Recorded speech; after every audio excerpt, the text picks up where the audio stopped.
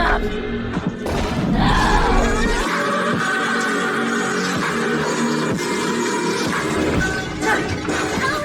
What's up guys, it's Tajae here back with another Last of Us Part 2 information video, and today I actually want to talk about if The Last of Us Part 2 will be remastered for the PlayStation 5, because yesterday we actually did get news that the PlayStation 5 will be coming out holiday season of 2020, and the question that's been in the air a lot is if The Last of Us Part 2 will see a remaster on the PlayStation 5. Now I have shared my thoughts on this over on Twitter, but I decided to make a whole video dedicated to this solely, so if you guys could go ahead and throw a brick at the like button, let's shoot for 350 likes, show your support, as well as subscribe to the channel with post notifications on if you do want daily Last of Us Part 2 quality content. Without further ado, let's get right into the video. So yet again, we have another surprise random announcement coming out of PlayStation over on Twitter. You know, these guys are just like running the internet. They have like the most interesting way of revealing things to us, and it's very exciting because it's just super out the blue, super random, and it just gets everybody talking. So as I said before, people have been talking about if The Last of Us Part 2 will be remastered. I'm gonna have to let you guys know right now that it will not be remastered. Yes, I said that correctly. There will not be a second release of The Last of Us Part 2 on the PlayStation 5. Now I actually want to go through and explain this to you guys in depth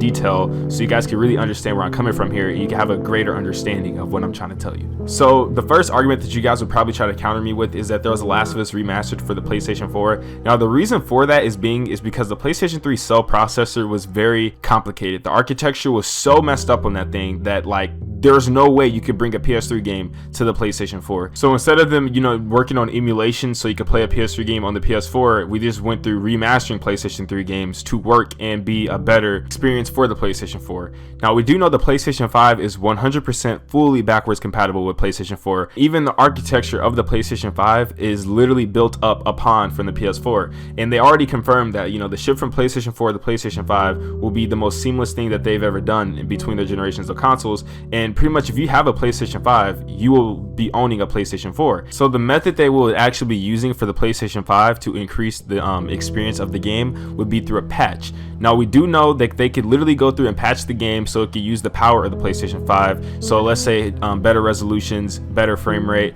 maybe a up-res of textures, like little things like that. Pretty much what a remaster is, because it wouldn't be a remake. They'll just take too much money, and it would take a whole nother development process. So it'll obviously just be an up-res, a better version, a better performance of the first version of the game on PS4. And this patch will be something that we get for free 99. There's no way we're gonna buy this game again just for those little tiny upgrades. This is where you probably relapse back to the PS3 version being remastered. You gotta remember, PS3 games cannot run on the PlayStation 4. It's not compatible. Therefore, they made an actual remaster that we could buy so we can go back and play that game again. Now, I'm going to explain to you also why I feel like there will be a patch for the PlayStation 5 to get this increased experience of this game. So as you guys already know, 3 years ago, Sony actually released a stronger version of the PlayStation 4 called the PlayStation 4 Pro.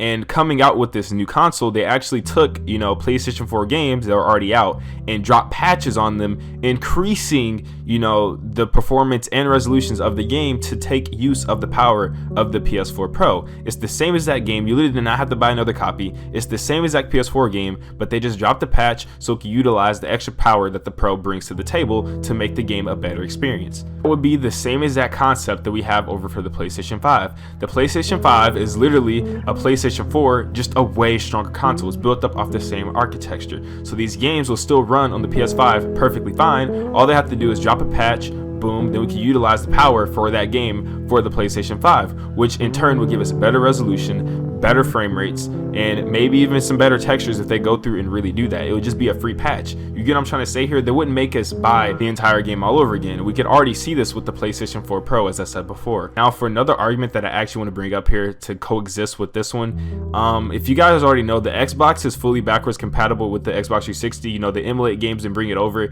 and the emulated versions of those 360 games that play on Xbox One, they're actually patched to show a better resolution and have better frame rates. So it's pretty much like the same exact thing. It's just the same exact thing. It's not the same exact companies doing it, of course, but it's the same exact concept. Just like the PS4 Pro has a boost mode to play games even better, even without a patch. The PS4 Pro has a boost mode on the console. Play games that didn't have the luxury of getting patched for the PlayStation 4 Pro at a better performance. It's all like the same thing. Like they wouldn't make us buy this game again. I'm trying to like instill this into people's brains. Pretty much that's all I want to say. That the PlayStation 5 will just be playing the PlayStation 4 version, but just patched. We will be getting The Last of Us Part 2 here on on February 21st, 2020, and that will be the only release day that we have for this game. It will not release a second time. The only way this game gets re-released for the PlayStation 5 quote unquote off is if they do like a Game of the Year edition, just to, you know, sell the game all over again. That's the only way I can see this happening. And if they were to go this route, just best believe it'll be the same as that game. They just slap the PS5 logo on top of the PS4 game, because they already do that here with the Xbox games. Literally right now, they have the Xbox 360 games being sold as an Xbox One game with covers on it, and it's literally just an emulated version of the 360 game. So yeah, that pretty much concludes my video today. I hope that cleared things up for you guys who are actually wondering and asking questions about that. But before we get out of here, if you guys could also be sure to go follow me over on Twitter at Tajae Moment, because I do give you guys more casual daily updates of The Last of Us Part 2. Be sure to throw a brick at the like button. Let's shoot for 350 likes, as well as subscribe to the channel with post notifications on, because I do upload daily Last of Us Part 2 quality content. And I'll see you guys tomorrow with another banger.